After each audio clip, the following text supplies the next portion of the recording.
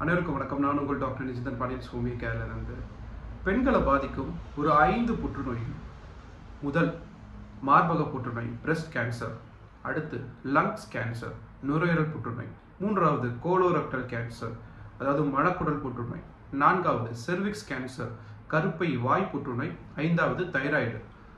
So இதில் ரொம்ப பரவலாக இருக்கிறது மார்பக புற்றுநோய், பிரஸ்ட் கேன்சர். இது எல்லாமே இன்வேசிவ் டைப், அதாவது மார்பகத்திலிருந்து மற்ற இடங்களுக்கு பரவுறதுக்கு வாய்ப்புகள் இருக்குன்னு சொல்லிட்டு இதில் சொல்கிறாங்க.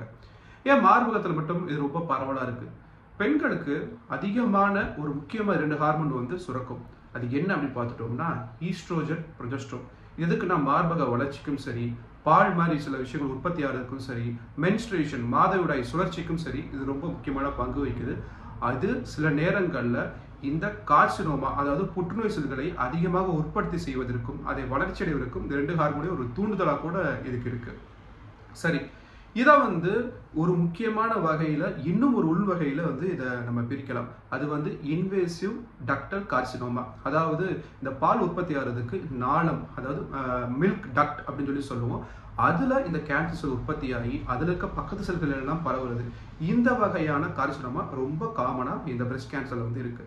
சரி, இதோட அறிகுறிகள் என்ன அப்படின்னு பார்த்துட்டோம்னா மார்பகத்துடைய வளர்ச்சி, அதாவது ஒரு பக்கம் மார்பகம் பெரிதாகவும் இன்னொரு பக்கமாகவும் சிறிதாகவும் இருக்கும். சில நேரங்களில் எந்த பக்கம் தொந்தரவு இருக்கோ அந்த பக்கம் சிவந்து காணப்படும்.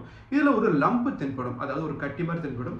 இது ஒரு முறையான வடிவத்தில் இருக்காது, இர்ரெகுலர் ஷேப்பில் இது நம்மளுக்கு இருக்கும். சில நேரங்களில் வலி ஏற்படும். சில நேரத்தில் பால் காம்பில் இருந்து சில கசிவு கூட இதில் வெளிவரலாம். காய்ச்சல், மன அழுத்தம் தொந்தரவுகளும் இதோட அறிகுறிகளை நம்ம பார்க்கலாம். சரி, இது வர்றதுக்கு ஒரு முக்கியமான காரணங்கள் என்ன அப்படின்னு பார்த்துட்டோம்னா முதல் முக்கியமான காரணம் டொபாக்கோ, புகையிலை, இல்லை புகைப்பழக்கம் அதிகம் பயன்படுத்துறவங்க, இல்லை அவங்க சார்ந்து இருக்கிறவங்களுக்கு கூட இருக்கிறவங்க அதிகம் பயன்படுத்துறதுனால கூட இவங்களுக்கு வர்றது வாய்ப்புகள் இருக்கு. அதுக்கப்புறம் குடிப்பழக்கமாக இருக்கட்டும், மன அழுத்தமாக இருக்கட்டும், அதுக்கப்புறம் ரேடியேஷன் எக்ஸ்போசர், அதாவது ஏதாவது கதிர்வீச்சு மாதிரி விஷயங்கள்ல தன்னை வெளிக்காட்டிக்கிட்டே இருக்கிறதுனாலையும் இவங்களுக்கு பரவும். அதுக்கப்புறம் ஹார்மோன் ரீப்ளேஸ்மெண்ட் தெரப்பி, ஹார்மோன் சம்மந்தப்பட்ட வைத்தியம் பார்க்குறவங்க, ஹார்மோன் டேப்லெட்ஸ் அதிகமாக எடுத்துக்கிறவங்க, உடல் பருமன், அதுக்கப்புறம் மரபணு மூலியமாக வர்றது, இதெல்லாம் தான் இதோட காரணங்களை நம்ம பார்ப்போம். சரி, இது ஹோமியோபதியில் சரி பண்ண முடியுமா கேன்சரை அப்படிங்கிறது? நிச்சயமாக இது சரி பண்ண முடியும். முதல்ல இந்த கேன்சர் வகைகளில் ஒரு 4 ஸ்டேஜாக பிரிப்பாங்க. ஸ்டேஜ் 1, ஸ்டேஜ் 2, ஸ்டேஜ் 3, ஸ்டேஜ் 4 சொல்லிட்டு. இந்த ஸ்டேஜ் 1ங்கிறது ஆரம்ப கட்ட நிலையாக இருக்கும். ஸ்டேஜ் 2ங்கிறது ஒரு 2ஆம் நிலை, இப்போதான் ஊடுருவ ஆரம்பிச்சிருக்கும். இந்த ஸ்டேஜ் 2, ஸ்டேஜ் 1 ஹோமியோபதி வைத்திய முறையிலேயே எளிமையாக சரி பண்ணி கொடுக்க முடியும். இந்த ஸ்டேஜ் 2ல் அதோடைய செல்களுடைய உற்பத்தியோட சைஸ், அதாவது லம்ப்னு கூட சொல்லலாம், இது 2 சென்டிமீட்டருக்குள்ள இருந்துச்சு அப்படின்னா அது அக்கள் பகுதியில் இருக்க லிம்ப் நோடு, நிணநீர் பகுதிக்குள்ள சென்றடைறதுக்கு வாய்ப்புகள் இருக்கு. ஆனா இதே இது 5 சென்டிமீட்டர் அதுக்கு மேல இருந்துச்சு அப்படின்னா இது பரவுறதுக்கு வாய்ப்புகள் குறைவா கூட இருக்குன்னு சொல்லிட்டு சொல்றாங்க. இந்த ஸ்டேஜ் 3, ஸ்டேஜ் 4ங்கிறது ரொம்ப அட்வான்ஸ்டு ஸ்டேஜ்.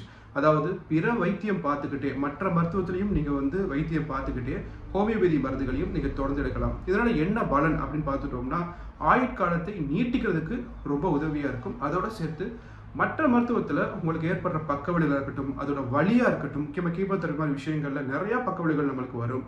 அந்த மாதிரி நேரங்களில் அந்த விளைவுகளை குறைப்பதற்கு ஹோமியோபதி மருந்துகள் ரொம்ப பயனுள்ளதாக இருக்கும். ஸோ இந்த வீடியோ குறிப்பு உங்களுக்கு ரொம்ப பயனுள்ளதாக இருக்கும் நான் நம்புகிறேன். ஸோ தேவைப்படுறவங்களுக்கு இதை நீங்கள் பகிருங்க. நெக்ஸ்ட் குறிப்பில் வேறு விஷயங்கள் வேறு தொடர்ந்து பார்ப்போம். நன்றி.